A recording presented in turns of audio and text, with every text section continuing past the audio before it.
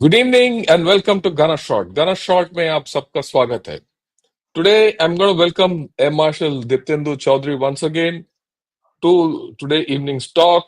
We're going to talk of how Pakistan was crippled during Op Sindoor. Many of us felt it might not have happened.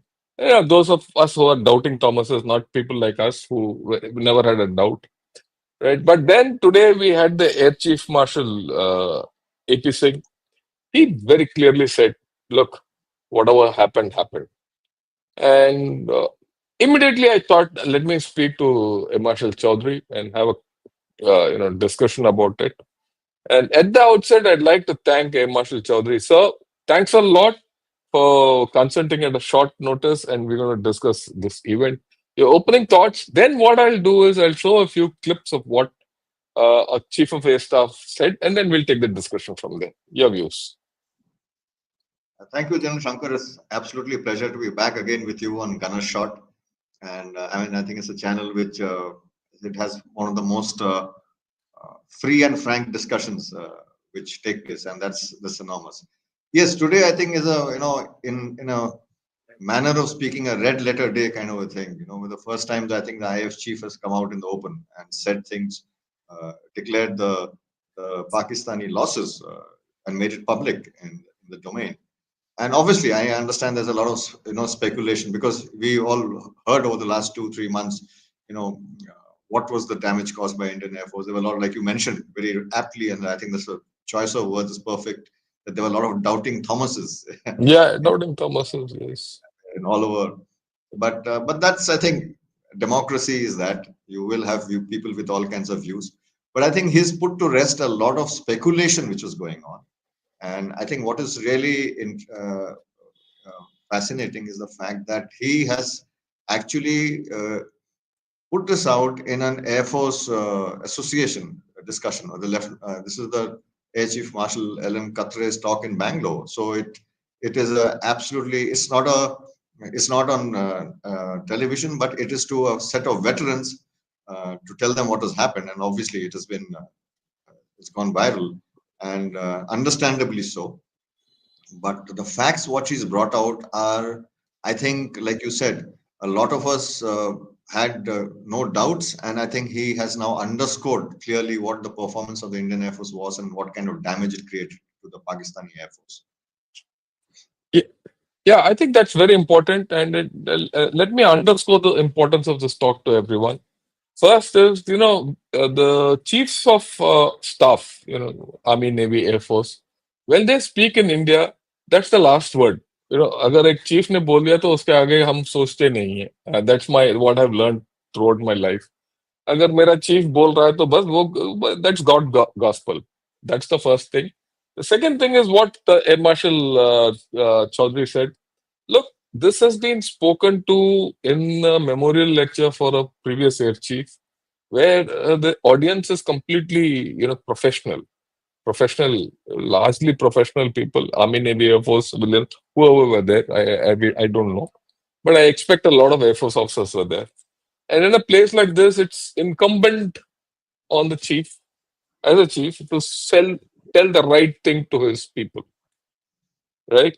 So, on from that point of view, also what he outlined was, I thought, fantastic. What we'll do is, I picked up 3 snippets of his talk, which is there in X. One, he spoke about the political will and the license which was given politically to all the forces. Part of that was synergy, which he spoke. The second thing was the kind of intelligence which was generated, and he referenced Balakot, in that talk. And then he outlines the damage. I'll play one by one all these 3, and then then we'll take all these 3 together and we'll talk and take it forward. First, I'll go with what, restriction, were you kept constrained? If there were any constraints, they were self-made. We, the forces, decided what will be our rules of engagement. We, the forces, decided what will be the escalation ladder that we want to ride on. We decided how we want to control the escalation. So I want to make it very clear, there were no I repeat, no restrictions on us. Full freedom was given to us to plan and execute. I must say that, that our attacks have been calibrated because we wanted to be mature about it. Yeah. This next thing, the next thing, Because all one these minute. penetration weapons, 1 minute, I'll replay this. Yeah. not get anything from inside, and it became a big issue trying to tell our own people, unfortunately, our own people, as to what we have been able to achieve. We had intelligence of what has gone on inside. We had intelligence of, human kind of intelligence, where we had very clear picture of inside in terms of there has been huge damage. There have been so many terrorists which have been utilized, but we could not convince our own people that, look, we have achieved that. But this time, again, a thing like this would have given us the same problem. But we were lucky, and we got these videos on the open. This is the same building from inside. You see the amount of damage that it has created, because all these penetration weapons. Yeah. Now, the third thing, clip I'm going to show you is where he summarizes the damage which has happened in Pakistan caused by our Air Force. This is 1 minute. Sorry. earlier picture of Yeah. We'll show it again. one of them, again, a major airfield that was attacked. And here there's an F-16 hangar, which you can see here. And here, this is the photograph again from open source, from one of their earlier picture of the same hangar. And here, that hangar, which is one half of the hangar is gone. And I'm sure there were some aircraft inside which have got damaged there. So if I can just sum it up, what we were able to get there at least 2 command and control centers in like Murid and Chaklala that I have shown you one of the pictures. At least 6 radars, some of them big, some of them small. 2 SAGW system that is in Lahore and Okara. Then, of course, runway at Sargoda and Rahimia Khan. 3 hangars that we attacked. One was, of course, Sukur, the UAV hangar, the Bholari hangar of AEWNC, and Jacobabad, the F-16 hangar. And we have indication of at least 1 AEWNC in that AEWC hangar, and a few F-16s which were under maintenance there. Apart from these, the SAGW systems, mostly from, I'm talking about fighter aircraft are from S-400. We have at least 5 fighters confirmed kills and 1 large aircraft, which could be either an ELINT aircraft or an AEWNC aircraft, which was taken out at a distance of about 300 kilometers. This is the actually largest ever recorded surface-to-air kill that we can talk about. And Yeah. So he's, outlined a lot of things. He's outlined the political freedom or, the will and the freedom to operate. He's spoken of INT, which we had, very importantly. And he's spoken of how we hit and, damaged their runways, their, air defense systems, their, surface-to-air guided missile bases, systems. And then of hitting aircraft in their hangars and hitting aircraft in the air. As per him, I mean, the way I understood it, 5 plus 1, I'll say 5 plus 1, 6 aircraft have been hit by S-300. Over and above that, we don't know how many more have been hit in Bolari and other places, Jacobabad and all this, which are in hangars. Bolari, I'm very sure one was hit because there's a Pakistani Air Force officer who's, admitted it, in video, which is quite viral otherwise. So I think overall, Pakistan, it would be fair to say if Pakistan would have lost about 10 aircraft, plus unspecified number of UAVs, plus damage to 2 of their main bases, plus their AD was down, plus their communications was down, their radars were down, and all that. That's pretty extensive. Actually, the effect, after effect of all this, we saw on 10th May, uh, where Pakistan just could not respond. Period. They could not respond. The way I look at it, even I'm not a flyer, but from a common military knowledge, they couldn't respond. And no wonder they ran to the USA. Right. This is my opening thing, and I put everything across. And I now request the Mshl Choudhury uh, to carry out an analysis of this in depth to make us understand what exactly happened. Over to you. Okay, so now I think it'll be useful to go video by video, the clips you have shown. Yeah. The first issue is about political constraint, restraint, and the absence of it, that they were absolutely given a free hand. General Shankar, I've been talking and writing about this extensively for years because I've done a lot of, part of my research and writings. Historically, 47, that is the first Kashmir War, 62, 65, and even in Kargil, the Indian Air Force was restrained. There were constraints placed on it in its operations. It is only in the 1971 war there was absolutely a free hand given to the Indian Air Force. And what is really heartening, the last in fact real serious conflict was Kargil. Even there we couldn't cross the border and we couldn't cross the LOC. So that was a challenge, which constrained our operations. But I think Balakot was a crossing of the Rubicon of sorts. When the first time we actually used offensive air power to hit targets inside adversarial airspaces and adversarial territory in peacetime. But that was sort of probably the first of its kind. Uri was a ground action. So next little higher escalation, a little higher degree of damage and hit was in Balakot. And this time, 9 targets. It absolutely shows the extent of offensive freedom which was given to the services and to the Air Force as well. I think this is a very striking and an immensely welcome change that our political leadership has understood the need to give the military a free hand for it to produce strategic outcomes. Because if you constrain the military, you constrain the outcomes, and there are possibility of unintended consequences. So I think from that perspective, this is an immense change. I think it's a paradigm shift from the past, where the leadership is bold enough to say, "Go do your thing," And I think that is something. And for finally, I can stop. I used to keep complaining that the Air Force has always been restrained in the past. I think I'm going to stop doing that from now on. So that No, is something. I must add to this. I must add to this. You see, this is not just my air chief saying this. Last week, the chief of army staff was in IIT Madras. I've had a one-on-one with him. I've known him from long. And I also was there when he addressed the whole IIT. And he's actually said whatever the Air Chief Marshal has said.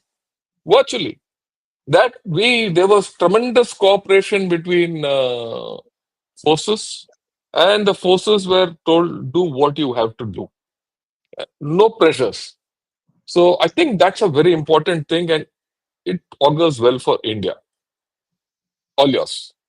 You're absolutely right on this. And what is another, now that you've said this bit, yes, we had already seen pictures of all the chiefs with the CDS when they were, in the pre-conference with the Prime Minister, the RM, and the other players at that point in time who were there in that meeting. The fact that I think we have got a CDS has made all the difference. It has Yes. sort of stitched the 3 services together. And this is something, very frankly, when the chips are down, the 3 services have always come together.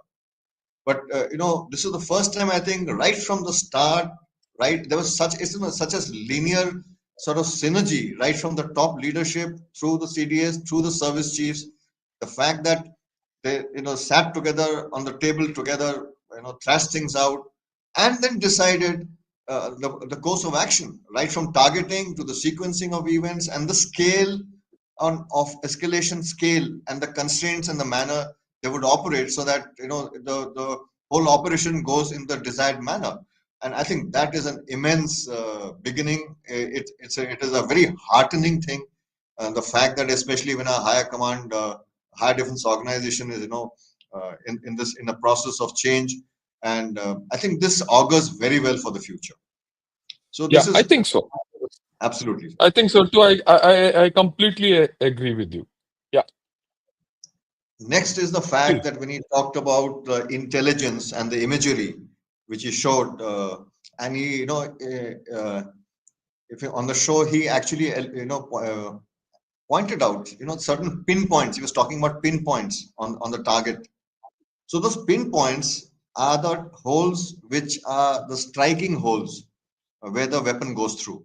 Now, this is something very, very, very interesting, and I know why he's speaking about it, because I think, mentioned it in some show, and I've also spoken about, written about it, that in Balakot, we had the imagery of the weapons going in, because what happens is that is the imagery which you get when the first image is taken, uh, or the satellite images is those are the target penetration holes of the weapon system.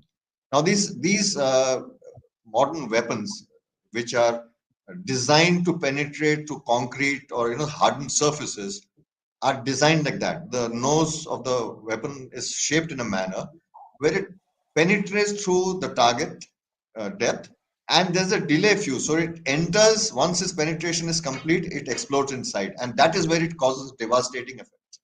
And this time, like he mentioned, very tongue in cheek, he says, we were lucky this time that we had human and other pictures from inside to show the extent of damage. And for once, to use your favorite word, the doubting Thomases who actually Yeah. ran down the entire Balakot strike, I'm sure they need to zip up now. So that is Yeah. one important aspect. But interestingly, what is really important, which comes out, and the thing which I would take away from this, is the fact that we've had to, that we needed to rely on OSINT and external sources for this imagery. And what we really need to go, and this is something which I'm sure our leadership has taken cognizance of, that you need 24/7 oversight over your enemy, and to be able to, not in future, we should never have to rely on external imagery uh, to put across facts. And I think that is an important aspect which has been taken, I'm sure, by everybody. I'm sure things will be done. But I have a slightly different view. I mean, it's not negative, but just think. Today the amount of OSINT which is available is awesome. And Absolutely. in fact, as I was speaking to someone very knowledgeable, if you can garner and put together OSINT, 95% of your intelligence effort comes from OSINT. So I would look at it this way. While I have no doubt that we have to have our own int and our own satellite systems and our own imagery systems, I think there's no harm in getting together our OSINT to you know make it better. So I think we need to go on two tracks. Internally, build up your system so that you're self-sufficient, and externally buttress it with OSINT. I'll, you make an interesting point, but I'd like to bring out one fact here. The reason why I said this, that we need to build our own capabilities. OSINT, most certainly, I mean, LINT, OSINT, SIGINT, all intelligence factors all come together. Every bit adds to the larger picture. And OSINT is enormous, like you said. They're all commercially available. They're all over. There are companies which offer you this imagery.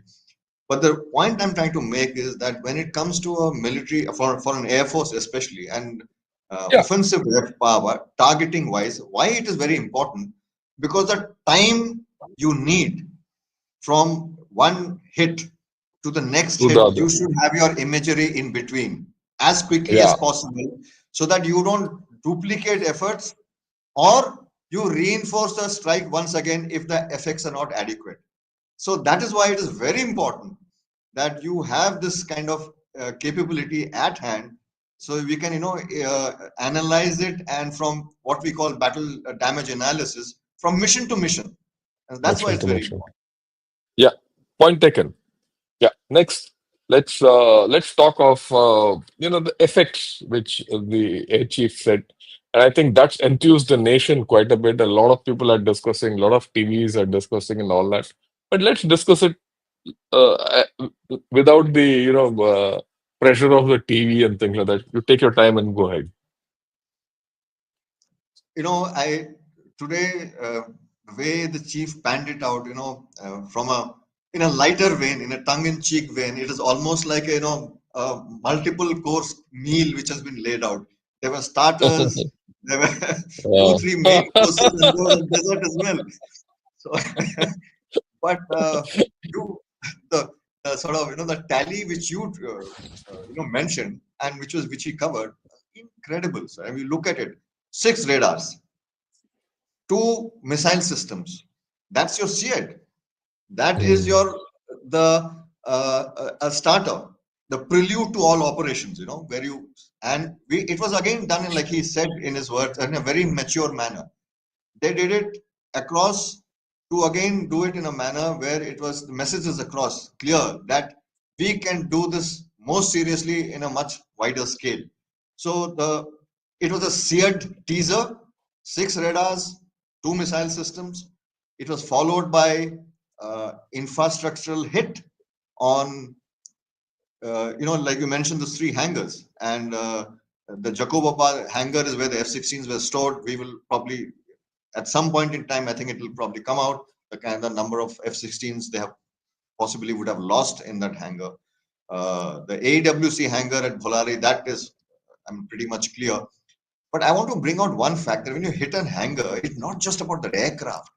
There are enormous number of high-tech equipment, labs, associated aspects, which are all critical for MRO. That means maintenance, repair, and overall of aircraft. Their daily maintenance activities. Testing their equipments, their electronic, all their payloads and electronic equipment on board. So hence it is. I think a damage like this is not just an aircraft. It would have been a whole lot of associated damage, and also loss of skilled manpower, trained manpower, who would have years of experience. You would have been lost there. So that is when it comes to the targeting of the hangars. Uh, the targeting of 3 different hangars again shows a clear sort of that you have a choice, that you took a high value target. These are called high value aerial assets, all these AVACs and FRA aircraft. So you took out one of that, you took out a fighter hangar, and you took out a UAV hangar or so that is something. It showed that okay, we know exactly where your assets are, and we are hitting one of each. We could have as well have hit all of them in all your on your bases. So this is the second part of it, and I think the third part was hitting the runway, and that is interesting because over a period of time, I don't know how many people are aware that in 1971 war, that Indian Air Force had attacked the 2 airfields in now East Pakistan and now Bangladesh, of Tezgaon and Kurmitola. And I think between the 2 airfields, there were close to about 40 craters which were dropped on the runway. And these took multiple missions of the Indian Air Force to carry out this attack. I mean, those runways didn't recover for years together. Here, one missile, and you see the time it has taken to recover Sargodha runway. They have been constantly issuing note times extending that the runway is still not available, still not available. So when you take out a runway, you deny the operations of that runway in a very for a fair amount of time. So I think this is something which is again come back that yes, targeting of runways is a viable target, and this is a message which will go across to all our other neighbors as well, who will have cause for concern. And the last thing which I think the chief mentioned, yes, that's the runway crater. So very Yeah. interesting. These again, the same thing which I was talking. So the penetration is with a shape charge. I mean, in a manner you would understand it, where a high velocity allows the penetration of the concrete, and then it goes and explodes inside. And there is what they call heave effect. So if you see the crater, the sides of the crater are sticking out upwards. The concrete and the tarmac portion is going out upwards, and these would lead to cracks which would have extended probably all along to sides The of the runway. runway. So that means you will have to now effectively dig out and re-repair a whole chunk of runway, which takes fair amount of time. And imagine if this happens during operations, that runway is not going to come back into use for some time. Yeah, this is the no time for Rahim Yar Khan. This is the Absolutely. last no time. After that, also they've issued another no time where, till I think 15th August, they're not ready. And I'm very sure after that also they'll still not be ready. It is flight So operations due to WIP, work in progress. yeah, work in progress. Yeah, right. And I picked it up from their this thing only. So yeah, that you see now the whole thing starts getting correlated. Just let me explain some of these pictures I got so that I've been flashing them. This is of course Noor Khan base where yes, their communication center was hit, and this is Sargoda where the runway was hit at two places as you mentioned, and this is Kirana Hills. We'll talk of Kirana Hills in the end. Right, this is again Kirana Hills, right? And yeah, this is Murid where Murid was hit many places. This is one place where it was hit, and then their weapon emplacement, wherever their weapons were there, it was hit. You remember you spoke of that pinhole effect. Here it yep. isn't this that pinhole effect. You can't see, and they put a tent on top. From then to now, the tent has not come out. Oh, मतलब वो tent से ही cover है ये same place, Murid. All right, this is the Notam which I showed you. This is Bulari, where the hangar was hit, and in this we've hit a AEW aircraft, as per the Pakistan, Air Force officer who was explaining this. And this is, of course, Jacobabad, where we hit the F-16s or UAV. I'm not, I don't remember, but something is hit, and you can see F-16. the whole thing's gone. F-16s, yeah, Jacobabad, and this, of course, the Rahim Yar Khan runway, right? And yeah, this is Sakar, where one of their hangars is being taken off. Okay, so this is all these pictures I have about the damage. Now let's see. Do you think on 10th morning the Pakistan Air Force was fit to fly? They would have most certainly. I mean, one cannot, deny an air force totally. For that, we would have had to hit all the airfields and Yeah, clear all all the of airmen. them simultaneously.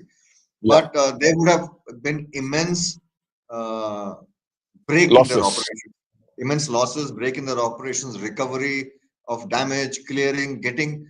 When you create damage in things like that, you want to recover the equipment, whatever is recoverable, get them back into shape, take stock of your losses, fill the gaps quickly.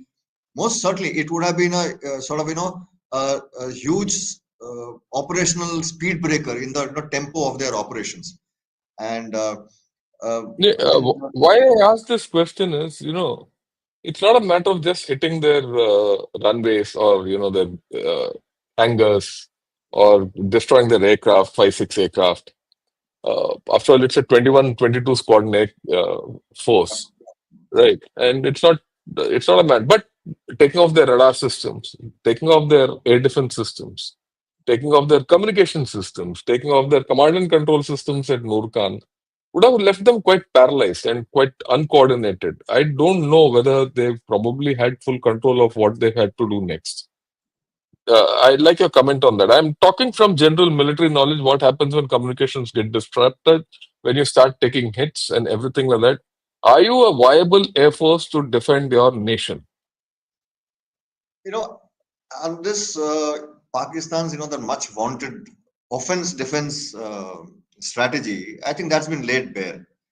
Yeah, It could not defend itself effectively, and neither could its offensive efforts, which they made, the minuscule offensive efforts which they made, did anything useful or any useful damage, and it certainly didn't affect any of our operations. But what you said, I want to bring out one aspect, that strategic targeting or offensive depth targeting, which the Air Force has been doing. I mean, that is our bread and butter for the longest time.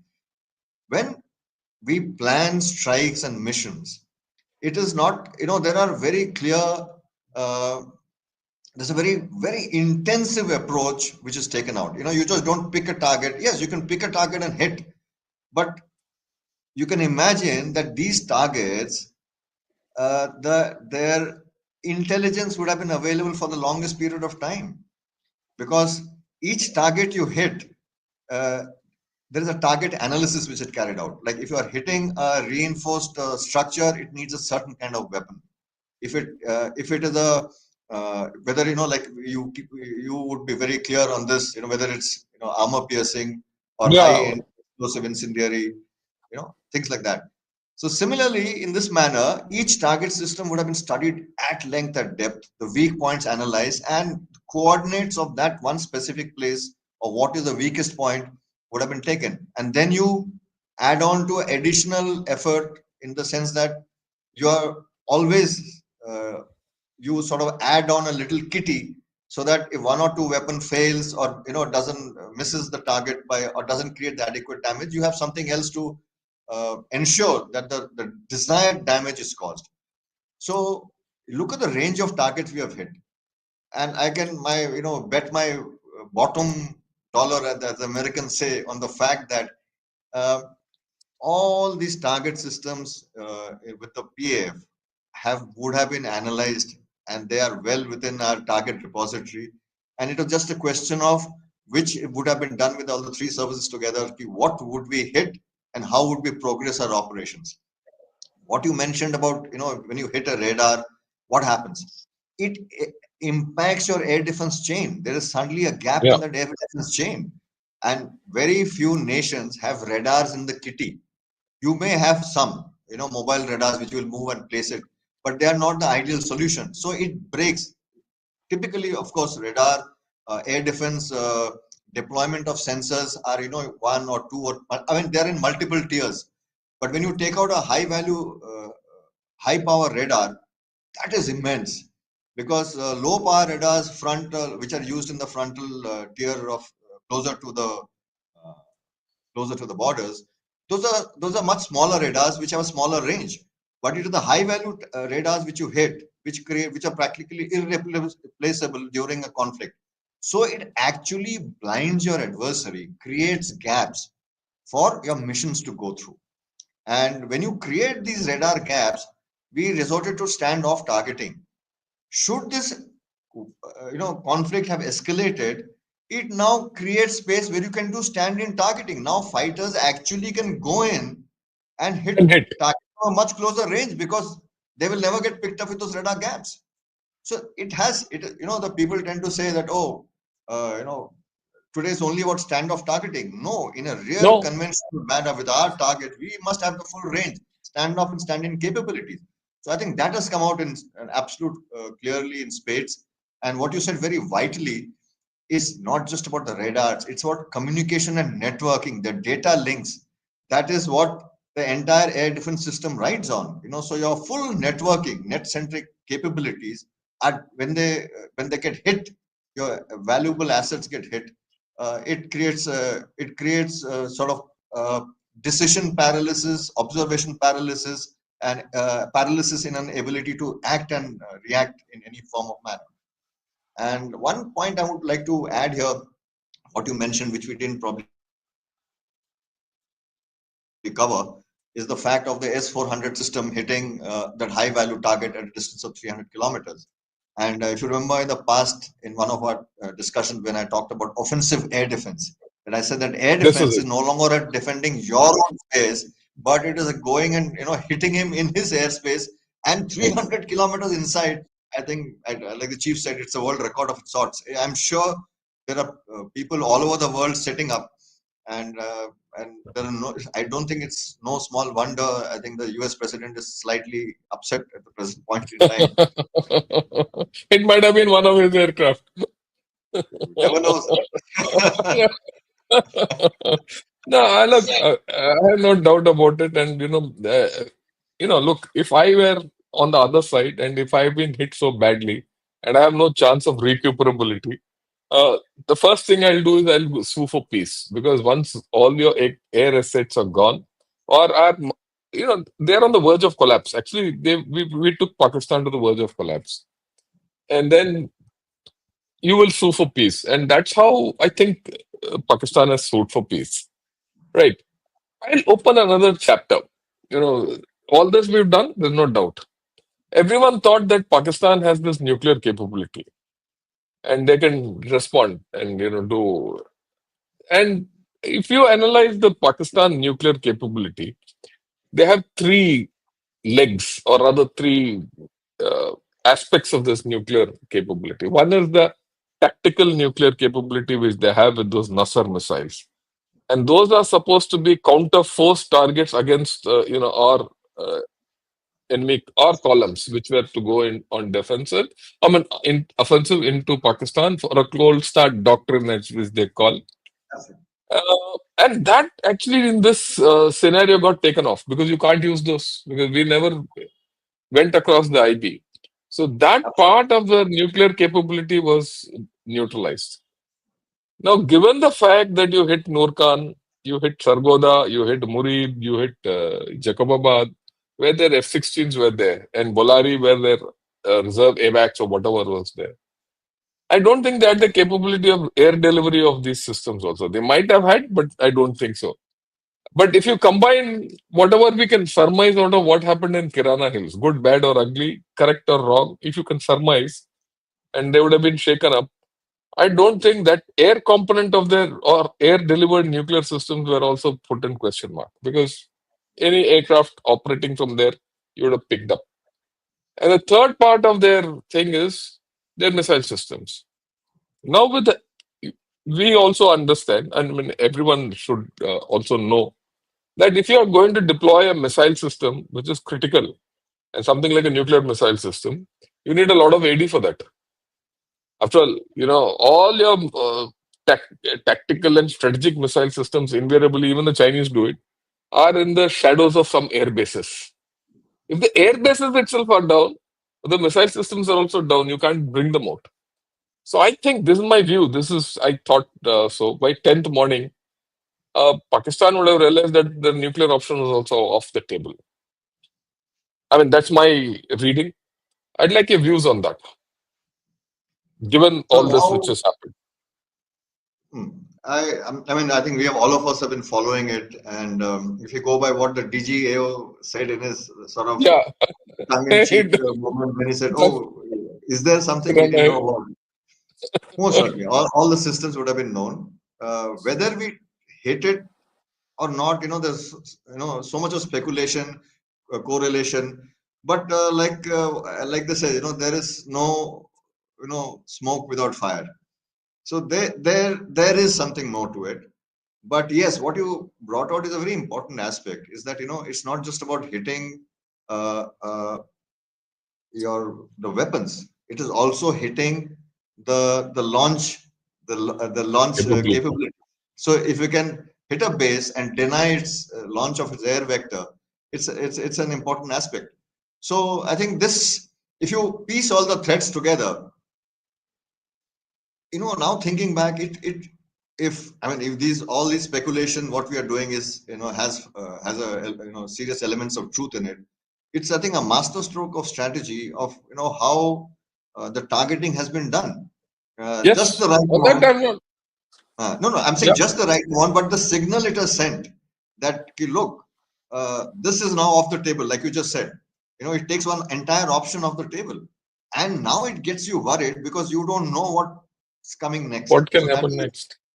So that is another reason, possibly the sudden intervention, and from the US president, and I mean, most certainly they would have they would have been in direct contact Whatever. for the longest period of time. Absolutely. Yeah, yeah. So I think, people fail to understand. It is just not, the Pakistanis and the Chinese still talk of downing 6 Rafales or 6 Indian aircraft, and that's a victory for them.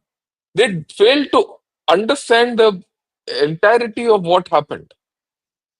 That is what I wanted you to bring out. After all, and which you have actually, that if one of the major components of, I mean, in any air force, I mean, I wouldn't say in any armed force, a modern armed force like Pakistan, you have the army, navy, and air force, and you have a nuclear system. These are the four main components. Out of that, one is completely, crippled. I wouldn't say completely crippled, but it is crippled. The others are at stake, and in Pakistan, the, So, because today, I mean, increasingly we have seen, that no service or no military instrument, like you mentioned, these four military instruments can work today independent of each other. independent One each informs the other. other. So if you hit one hard, and that's why we keep saying that you hit the Pakistani Air Force, it takes the enormous load of your service operations, which were to follow. Yeah, yeah, I have no doubt about it. That is immense. And another very interesting thing, which something we probably can discuss, and or I mean, this is something which I'm sure there'll be a lot of debate and discussion on, is that the Pakistani Air Force historically has prided itself in its air combat kills, and that is the only thing they pride themselves of enormously. That they have enormous skills in air combat, and they've won the war. In 65, 71, interestingly, they don't say too much about, but in 65 and in Balakot, that like with that Abhinandan shooting down, it sort of sucked the oxygen out of the strategic effects we had caused. But this time, it has become clear to them that the Air Force, and when we look at our Air Force or any other Air Force in the world, it is not just to fight another Air Force, it is to fight the adversary as a whole. The whole. As a whole, it is not that, this whole business of Air Force fighting Air Force and Army fighting Army.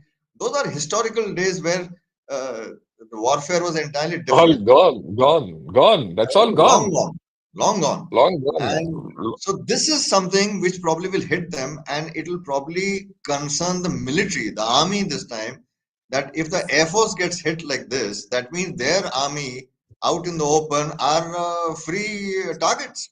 So Yeah, that yeah. is a huge thing. So I'm quite sure there will be a probably huge doctrinal change in not only in Pakistani Air Force and the military outlook in the future. And they must be really heads down wondering, I mean, I'm trying to sort of fill these gaps right Yeah, I think so. And let me just think, what do you think would be the effect on the Chinese Air Force, Plav? now. Chinese Air Force, inadequate combat exposure. So they have been trying very hard. And I think in one of your shows only, when we talked and I mentioned about these exercises they've been conducting with them for the Doing. last exercise Shahid since 2011. They've gone through 10 exercises, and those exercises were actually to improve the operational skills of the Chinese Air Force, because they don't get to take part in international exercises and operate with Western Air Forces. And Pakistani Air Force, like I said, it was a symbiotic relationship. They would get aircraft, equipment, assets, and they would give them training, and they would give them sort of tactics of and the concepts of operation of the Indian Air Force. And now I think the Chinese must be doing a double take and said, oh, the guys who we are learning from don't seem to be the masters that we thought Masters they of the were. game. The masters we thought they were.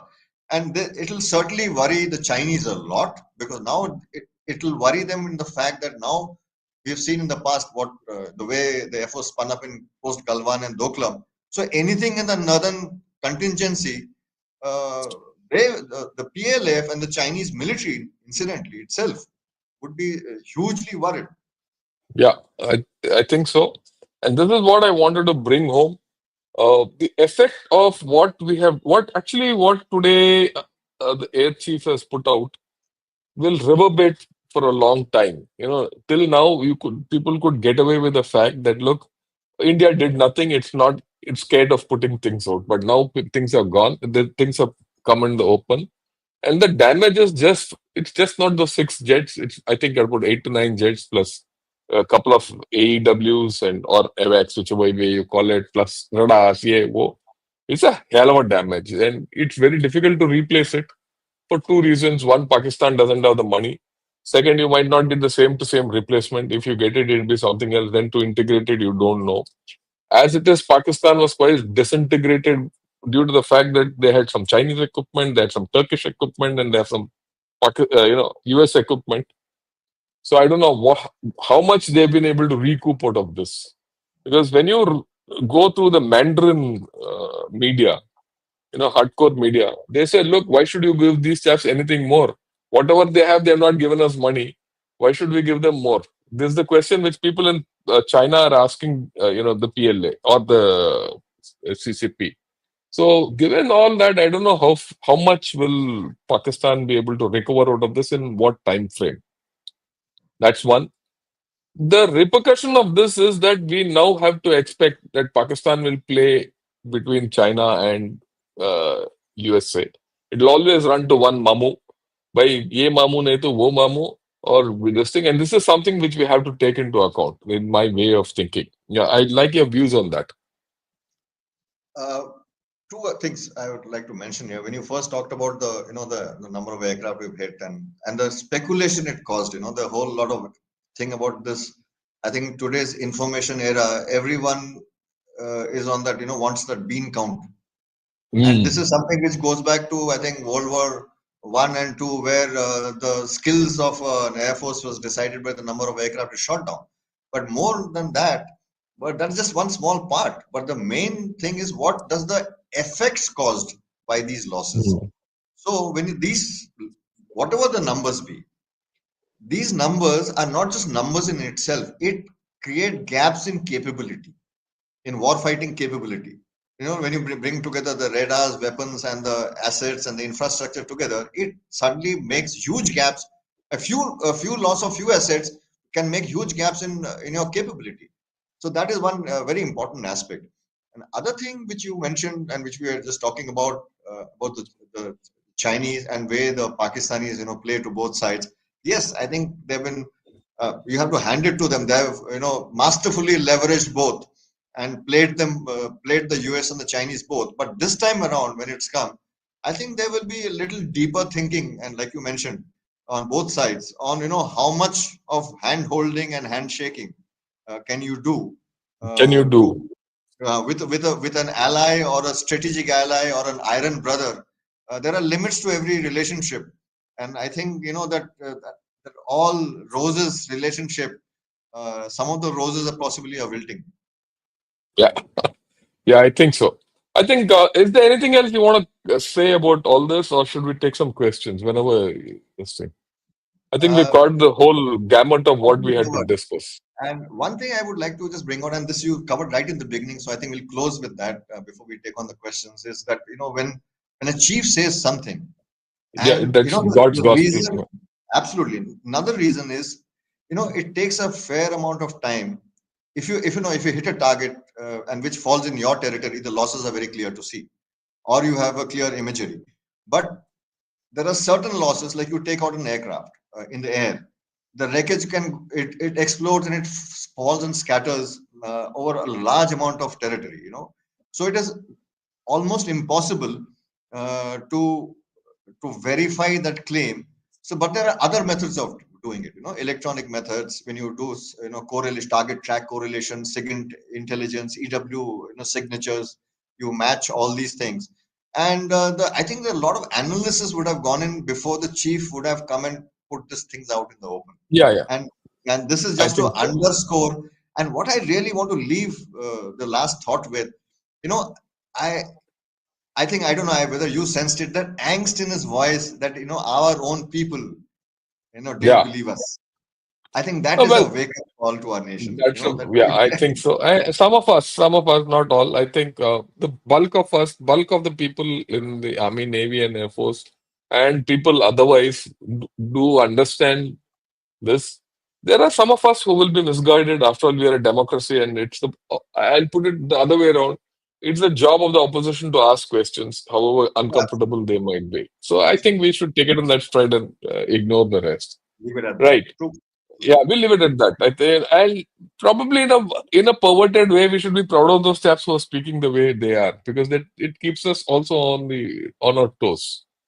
True. Notwithstanding the fact that at times we do feel bad when someone questions us on these issues, but I think we are armed forces people who tend to be a little more emotional, and when you put your life on the rack and you put your reputation on the rack, and then someone says no, you didn't do that, you will tend to feel bad about it. I have no doubt about it. I mean, all of us have gone through the same emotion, but take a step back.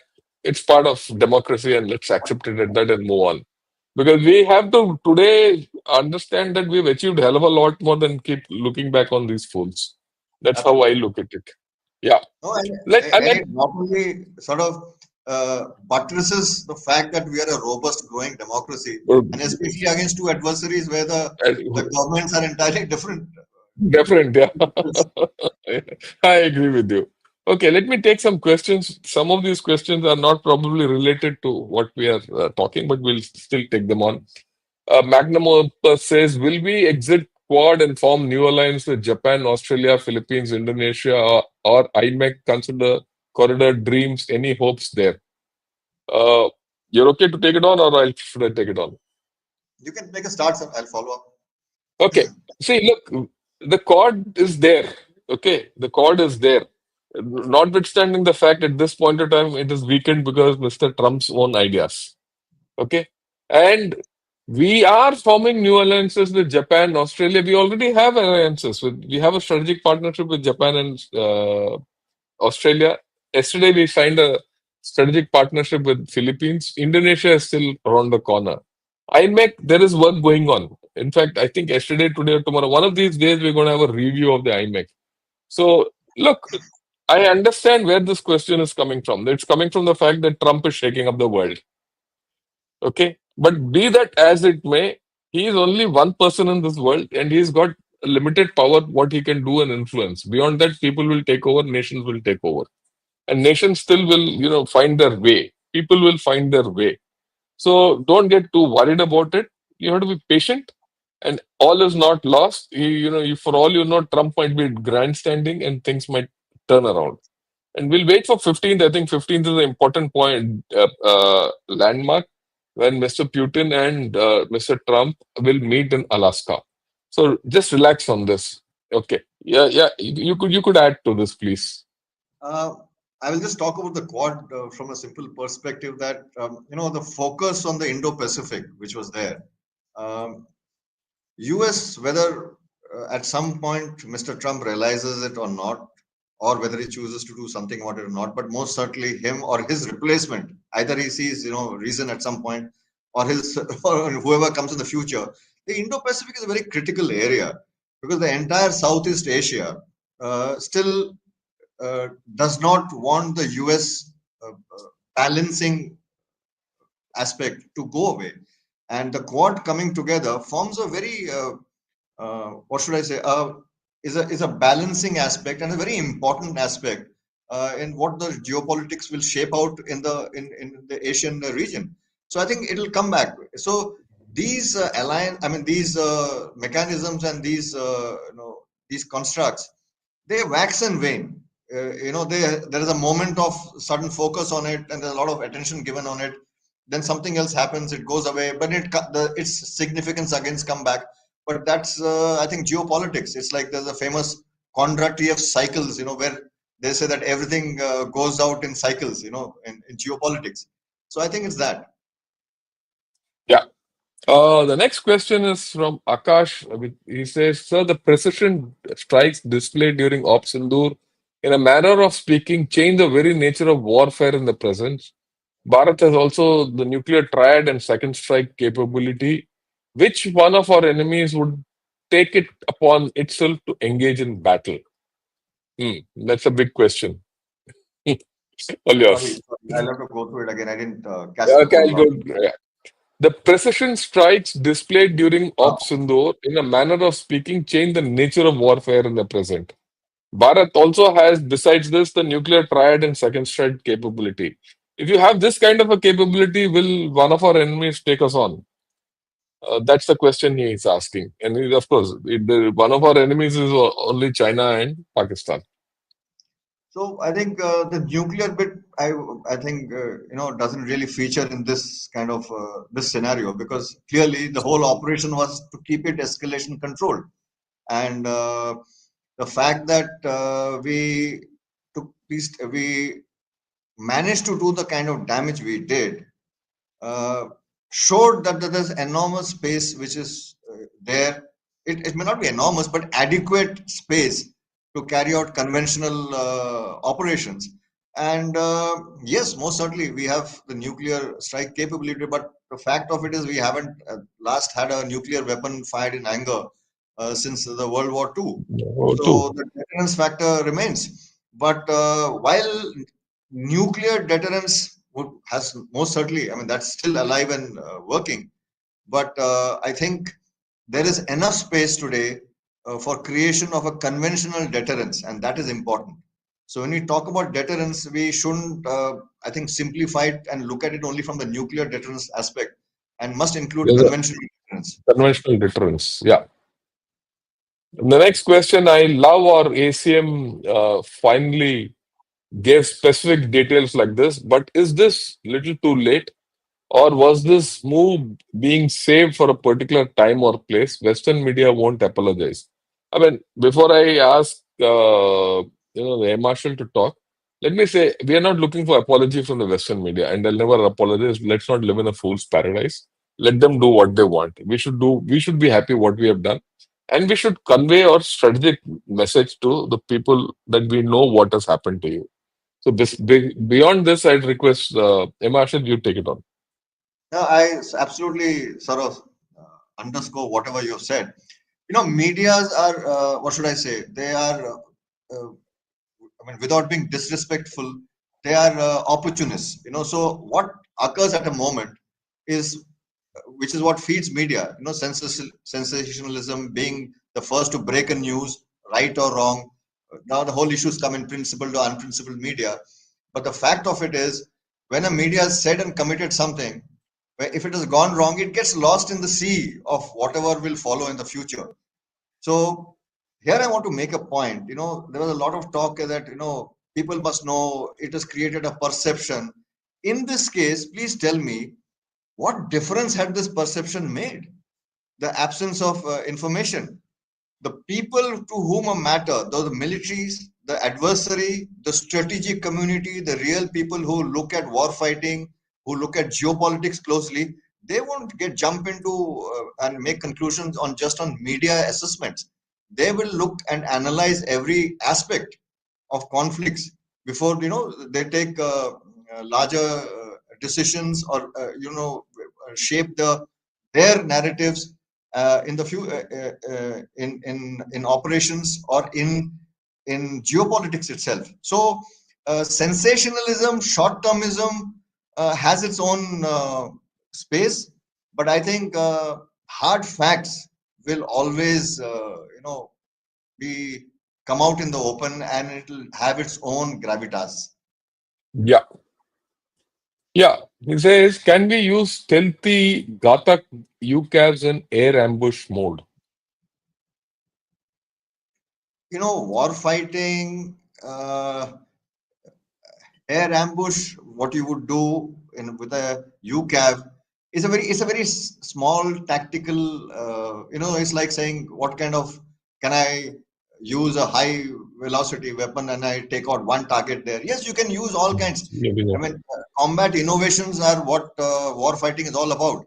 But about. yes, Yeah, most certainly, any kind of innovative application of force adds to the larger war fighting strategy. yeah, we did that. We did that when we used harpies. The way we did it, it's after all Absolutely. UCAV only. Right? That's what we did. We ambushed what? Air ambush doesn't mean that you ambush only aircraft. If you ambush his radar system, his communication system, his surface to air guided weapon system, that's all air ambush only. You're ambushing his air power. Anything you take by surprise in the air. Surprise. Yeah. Okay. Um, Okay, let's see if there are any more questions. I don't see many questions. Yeah. Okay, we'll take this. Sir, I read a few studies that called hypersonic cruise missile mediocre and a waste of money, a costly distraction. Your views? Costly, yes. Distraction, I don't think so. And hypersonic cruise missiles are sort of a new kid in the block. They what they are now and what they will develop to be, I think most certainly will have enormous potential because hypersonic weapons and especially cruise missiles follow a flight path, a pattern which is extremely difficult to track and target. And so that I think has an enormous effect. But do remember that these kind of very expensive weapon systems are critical for strategic targeting of high value assets. I mean, you wouldn't like to use a hypersonic missile to take out, one a tank or a bunker. You would like to use it against something really a C2 command center. So they are most certainly they are expensive. But I think once a development builds up and we build up our indigenous capability in the future, these will become cheaper with time, and that is the constant race to make these high tech weapons as cheap as you can and affordable as you can. See, let me tell you something else.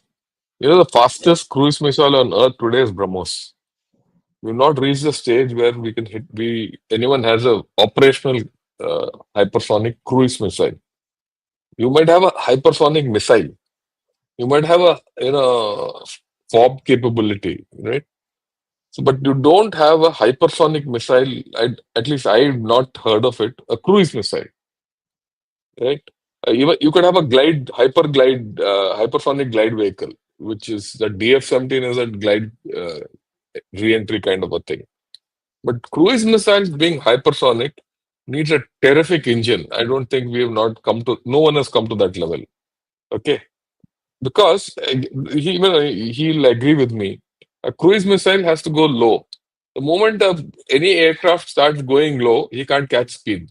If he gets speed, you know, aircraft also, if they have to go low, air density is so high, and the air resistance is so high, and the fuel intake is so high, the range reduces. If you have to maintain that speed, and you don't get the thrust. I'm sure you'll agree with what I'm trying to put across. If I Absolutely, absolutely. Because at the end of the day, the air resistance is everything, and is everything yeah, so it's a huge design challenge to work out challenge, something. yeah, But like I said, technology has a very steep learning curve. I'm learning sure in the curve. future, yeah, I'm sure in the future you might have something with just Future we might have, but at this point of time we don't have. Okay, right. You had mentioned on previous podcast about favorable air situation. How will IAF respond to simultaneous airstrike by PAF and PLAF from both sides, F-16 and JT in offensive action? Look, Ashish, this is largely in the realm of imagination. Okay, but however, I leave it to the Air I Marshal to talk about it. no, I'll try and give a imaginative answer. Yeah. But uh, we have seen, favorable air situation is something which you create for carrying out offensive operations. You know, you don't need favorable air situation over your own territory. Favorable air situation, air superiority are across adversarial territory and adversarial airspaces. So I think there's a little bit of a challenge in this question itself. So Yeah. I think yes, simultaneous airstrikes from both sides, we have seen the efficacy of our air defense system. It is something which we will be able to tackle, but it will have its own challenges because the fact that this straight away alludes to the fact that both sides is two adversary war in which both the fronts, I mean possibly all the fronts have been activated. That bit is goes into the little realm of while it is a uh, reality which hangs in the air for us especially, but I don't see the Chinese getting into it at this point in time. Right. My question is, what are the best books to understand the fundamental of air warfare and strategies? Uh, My book, in the which lighter book? vein, Yeah, you my book need. is, Yeah, I agree with you. You just there's a tell him book what your about book is. the name of my book is Indian APA Contemporary and Future Dynamics. That will give you a fair insight. But there are a whole range of books. If you really want to ask about air war, it goes back into the theories of air power theories. It's a lot of intensive reading, but there are several books which are available, and it all depends on what kind of level you want to do your study and research. If it's just a general knowledge, then there are a lot of easier books with lots of information available on the net. But if we want to get down to serious thought and discussion, my book, I mean, it's just an option. I mean, you're free to choose what you want. But yes, that is it. There are a lot of books available today, and they're all available on. Yeah, this is the last one I'm going to ask because it's come on a lighter note. A lighter note for your Bangladeshi audience and what and their capability when placed against us. Look, let's not talk of it. I think we are talking of an improbable thing. I don't want to embarrass them beyond a point. Uh, and I don't think Bangladesh is the place where we're going to go and fight. You know, by nature, the Bangladeshis are a little emotional. They'll talk what they have to talk, but we'll leave it at that. And I think we'll leave them to sort out their own problems. I think they have enough of their problems before they start looking at our problems. Okay. With Absolutely, this, it's a nation in transition at a difficult time. I think things will the- settle down in its own pace and time. yeah, it'll take time. So let's not this thing. It'll remain for in this fervor for a long time to come. Right. Uh, I think we've had a very good discussion today, and all of us are thankful to the Air Chief for having put this out in the open.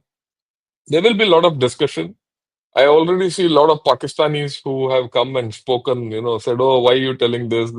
All that, how Pakistanis will come and react. But that's okay. A lot of people will see it and they'll get their good fun.